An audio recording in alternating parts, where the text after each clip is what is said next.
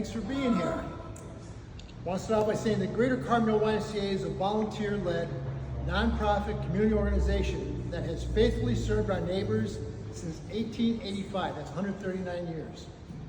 We are committed to positively changing our community one person at a time, and we strive to make a positive difference in people's lives every day. 2024 will be remembered as a very dramatic year for our Y's history. Of course, you all saw the terrible news that some of our inner family betrayed the organization. It was as shocking to us as I'm sure it was to all of you. Now, it might be easy for an organization like the YMCA to just sweep it all under the rug, gloss over the tragedy, to consider the situation a one-off and to rehire and just move on.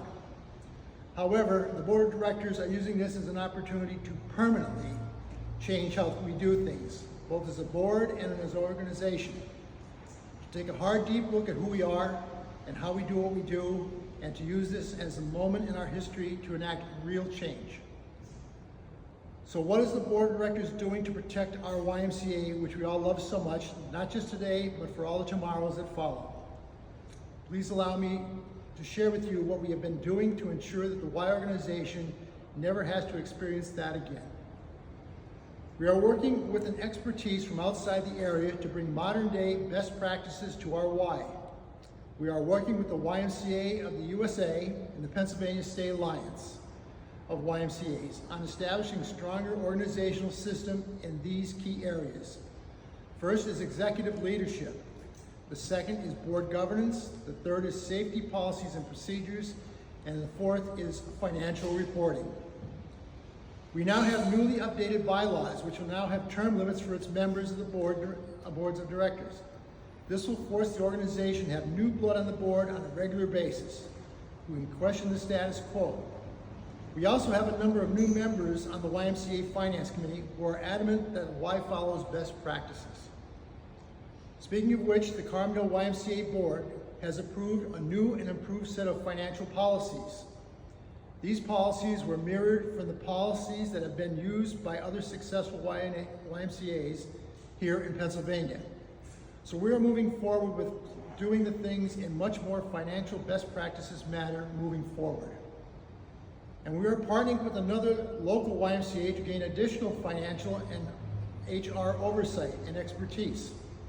This is critical as we desire better daily oversight from professionals trained in finances and HR, including any of those things that involve to be named by the executive director. On that note, contrary to what you might think, we are not rushing to seek the next executive director. We want to establish a stronger financial and HR policies, procedures, and systems before we determine who will provide our Y executive leadership. In the meantime, we have an interim CEO, and we'll be moving into a 6-month partnership agreement with another local YMCA to help us through the transition. So that is the short version of what we are doing to protect the Y and to learn from past mistakes. If you would like more information or would like to get more involved in the Y volunteer management of the Y, please reach out to us so we can chat about the opportunities for service. The Y has always been a volunteer-led organization, and we very much appreciate any help that you might be able to offer. I'll end by saying thank you for supporting the Y, thank you for partnering with the Y, and thank you for your membership, your dedication, and your time, talent, and treasure. We can do what we can't do without you.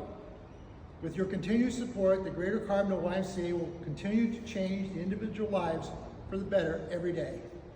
And by doing so, make a community stronger and a great place to live for the next 139 years. Thank you.